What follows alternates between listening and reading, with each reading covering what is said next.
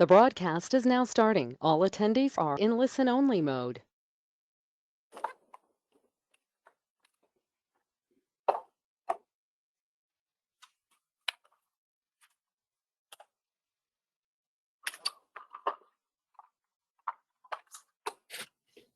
We have a quorum. Yes, sir. Go ahead and start.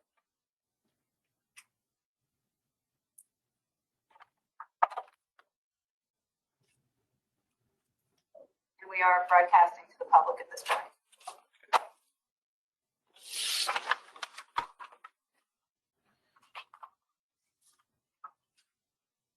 Good deal. I'd like to convene the May 3rd, 1:30 p.m. 1 o'clock. meeting of the North Carolina Local Government Commission. Other one. That's what she just had. Of the North Carolina Capital Facilities Finance Agency meeting to order. Now call the meeting to order. Cindy, will you call the roll to determine the quorum? Yes, sir. Auditor Wood?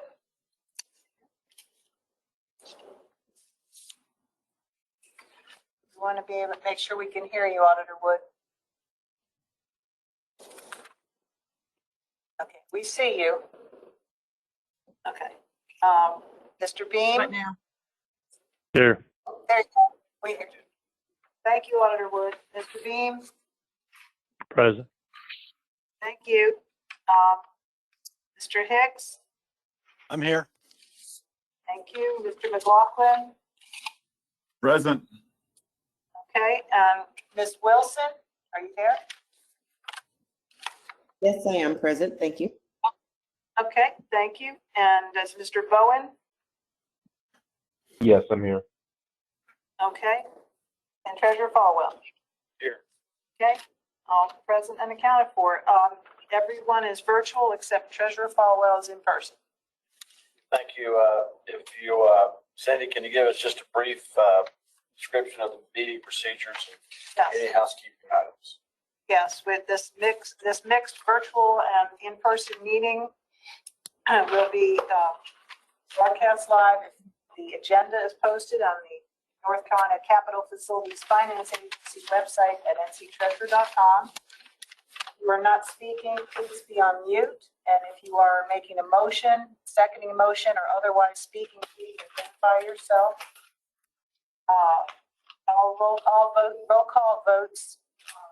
All votes will be held by roll call, and unless without objection. If you have made a motion or second, we will skip you and assume you are a yes vote. If you need to leave the meeting, members, please give us a heads up, and if you come back also, we can't see you since that needs to be reflected in the minutes.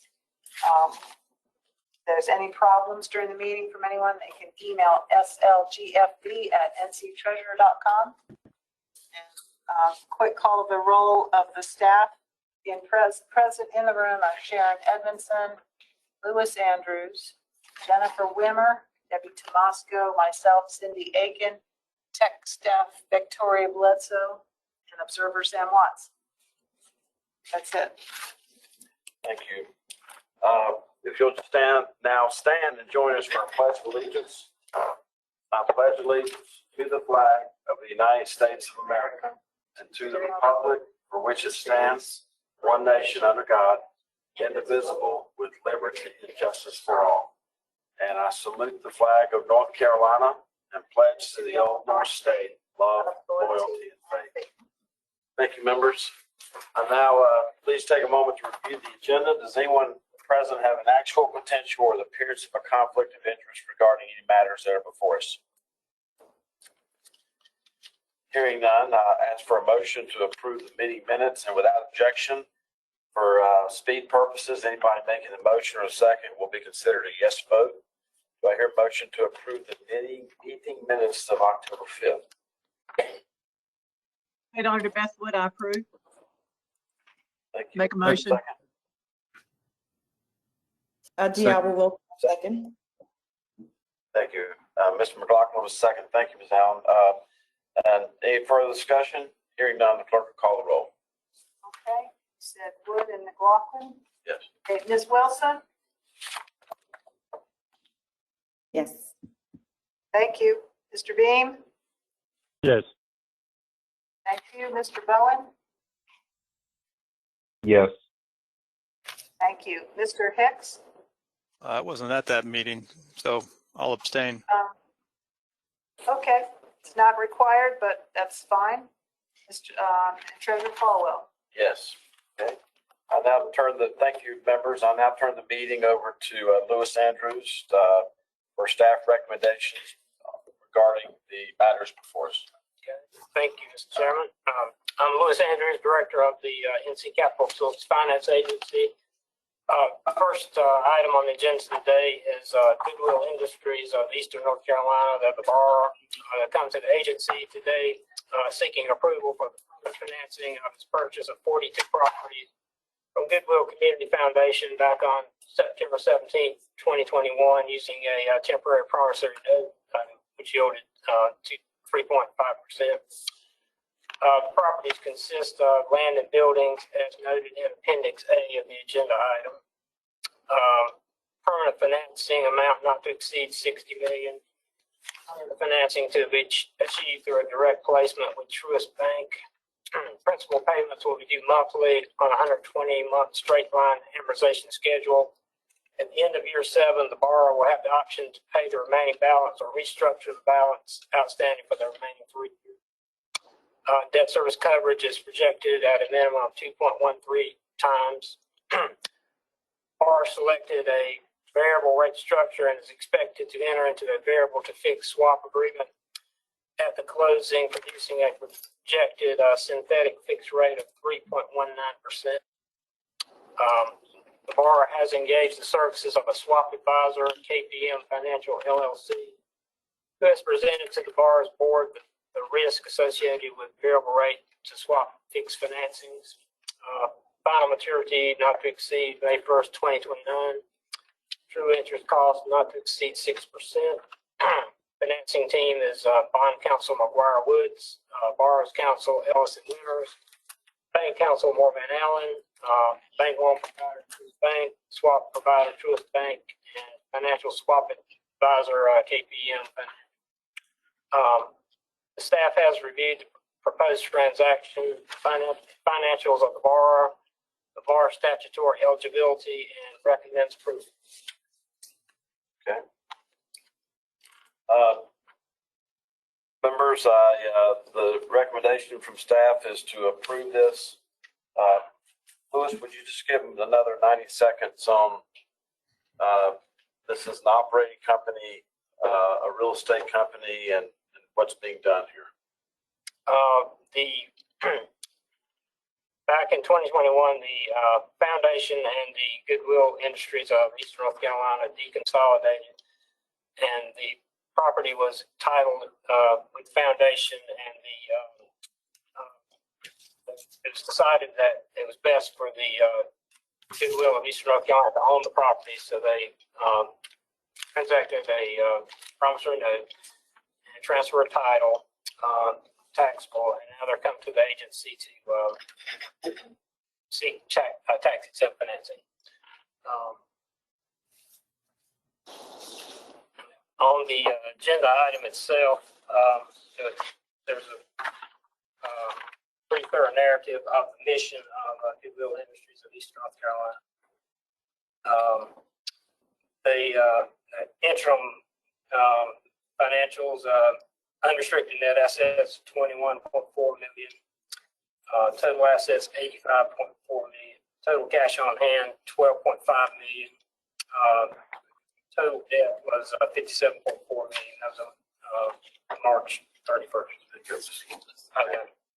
All right, and then the swap nature of this, is that something you looked at a couple of times, and tell us about your. Well, they were presented a number of options, and that's the option they chose.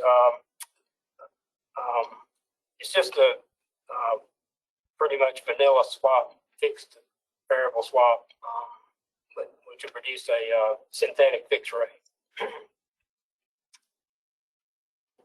risk?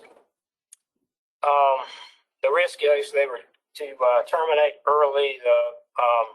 The mark to market could go against them if rates had gone down, which they may have to pay a penalty to the bank. If they hold it to maturity for the 7 years, there would be no penalty there. Okay. All right. Do I hear a motion to accept staff's recommendation? Motion to accept. Thank you, Mr. McLaughlin. Second. I'll second it. Ted Hicks. Thank you, Ted. Motion second. Any further discussion? Hearing none, the clerk will call the roll. Okay, the Goodwill Industries matter, McLaughlin Hicks, motion second, and Auditor Wood. Aye. Thank you. Ms. Wilson? Approved. Thank you. Mr. Beam? Approve. Thank you. Mr. Bowen? Approve. Thank you. And Treasurer Falwell. I approve. I'm generally not in favor of interest rate swaps. My vote is to approve. Motion carries. Our next agenda item is on Johnson & Wells, refunding of a bond request. As many of you know, whether you're from Charlotte or some other part of the state, Johnson & Wells has had quite a journey over the last decade. And so, Lewis, if you'll speak up just a little louder, Okay. Be sure to present Johnson & Wells. Okay. Johnson & Wells University comes to the agency today seeking approval for the issuance of Series 2022A revenue refunding bonds, which will refund a portion of the Series 2013A educational facility revenue refunding bonds, which were issued under the agency in 2013. The initial structure proposed is a Cinderella loan where the university pays a 3.42% taxable rate until the university can, under current tax law, legally enter into a tax-exempt current refunding transaction on January 1st, 2023. The Cinderella loan structure allows the university to lock in a tax-exempt rate of 2.7%. Financing amount is not to exceed $25.5 million. Financing will be a direct placement with Truist Commercial Equity Incorporated. Net present value savings of approximately $2.237 million or 9.2%. Approximately level debt service with no extension of maturity. Final maturity not to exceed April 30th, 2033. Debt service coverage projected at a minimum of 6.3 times through 2027. University's endowment was valued at $361 million on February 28, 2022. Financing team: Robinson, Bradshaw, Henson, bond counsel, University counsel, Mitz, Levine, Cohen, Ferris, Klosky, and Papio. Lender, Truist Equity Incorporated. Lenders counsel, Morton Van Allen. Financial advisor, Masterson Advisors. The state has reviewed the proposed transaction, the financials of the borrower's statutory eligibility, and recommends approval. Okay. All right. And staff's recommended approval. Do I hear a motion? I make a motion for approval. Hey, Ms. Wilson, here a second. Second, State Auditor Wood. And any further discussion? If not, clerk will call the roll. Motion Wilson, second Wood. Mr. Beam? Approve. Thank you. Mr. Bowen? Approve. Thank you. Mr. Hicks? Aye. Thanks. Mr. McLaughlin? Approve. Thank you. And Treasurer Falwell? Approved. Thank you. Thank you, members. Lastly, turn it over to Lewis for a miscellaneous item regarding Fayetteville State University Housing Foundation, request for bank term amendments. Members, we have members of this board who are also a member of the Council of State, and I have long been concerned about the relationship and the independence between some of these university foundations and the university system itself. This is not the time for me to go into that, but so I look forward to hearing what Lewis has to say on this particular item. Okay, Fayetteville State University Housing Foundation comes to the agency today to seek approval for renewal of financing terms as required under the original purchase agreement for the FSU Housing Foundation Revenue Refunding Bond Series 2017. The 2017 bonds are currently held by PNC National Association for the initial 5-year term, which ends on November 1st, 2022. Under the purchase agreement, the terms may be extended by the original loan provider, or FSU Housing Foundation can choose to find a new loan provider. FSU Housing Foundation has chosen to renew the balance outstanding of approximately $7.5 million with D&T Asset Trust, they're a subsidiary of JP Morgan Chase Bank. Projected rate block following approval is approximately 3.01%. No change in the debt principal structure or final maturity. New lender, D&T Asset Trust, offered a full-term commitment through final maturity November 1st, 2033, rather than just 5 years as before. FSU Housing Foundation Board has confirmed, as stated in the original resolution and covenant, that the project is currently and will be operated for the public good as part of the university's educational mission and will benefit the university community without regard to race, creed, color, or national origin. Staff has reviewed the term reset and financials of the borrower and recommends approval. Thank you. Do I hear a motion to accept staff's recommendation?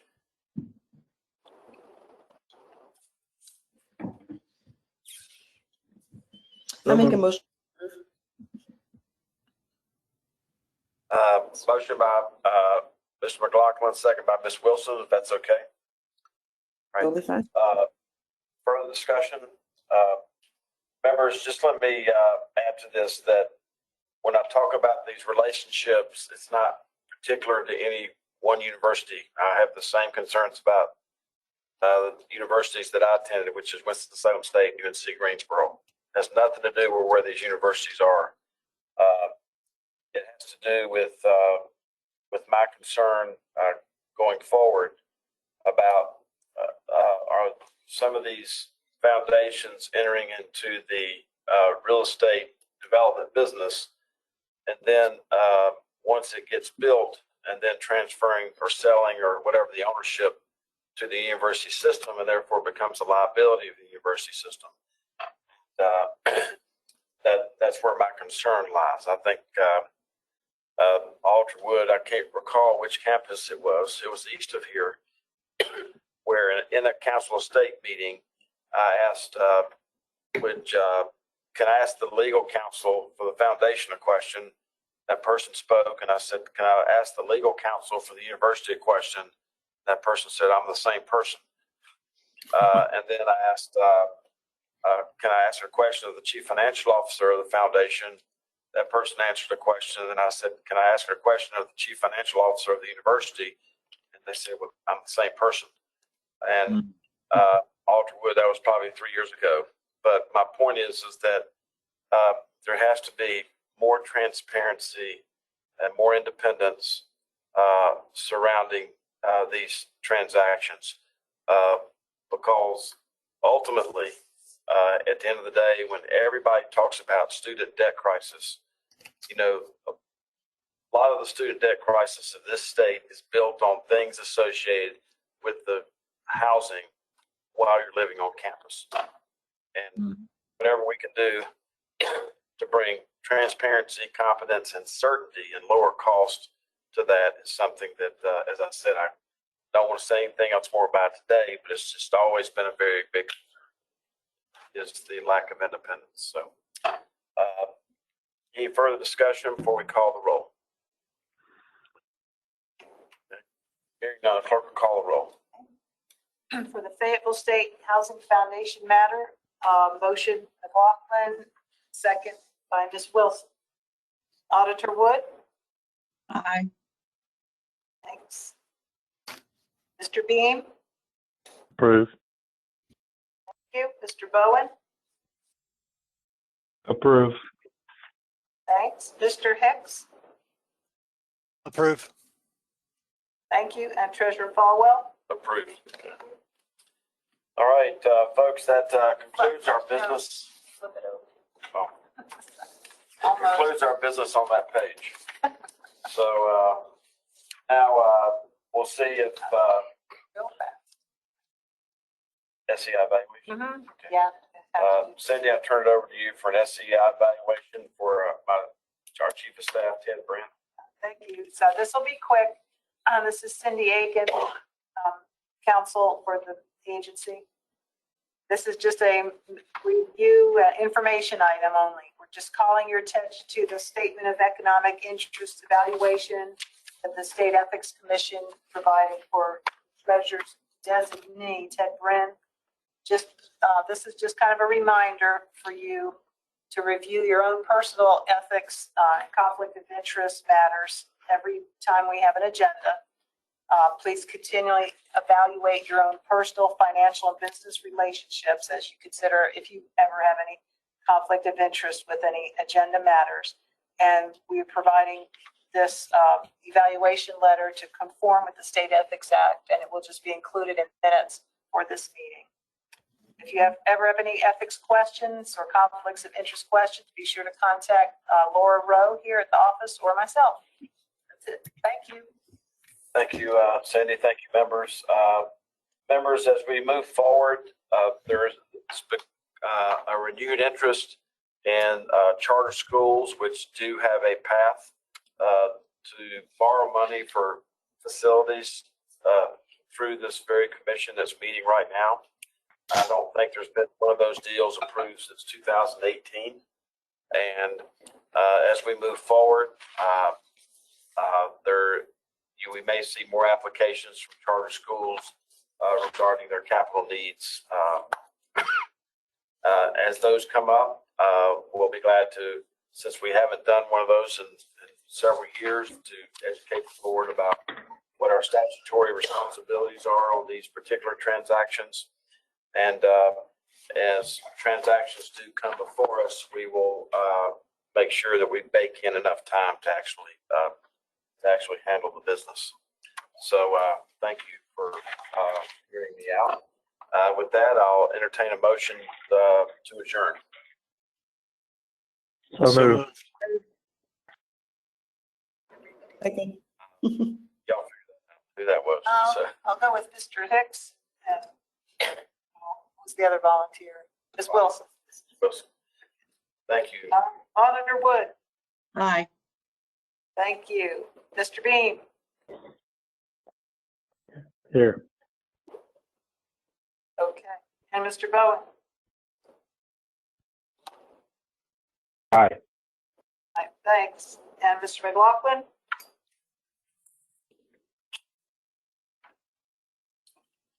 Aye. Okay, thanks. Treasurer Falwell. Aye. And thank you all. I want to thank staff for putting this together, Victoria for driving the ship today, and for folks to join remotely. And we'll see some of you in about 8 minutes. We stand adjourned. Thank you.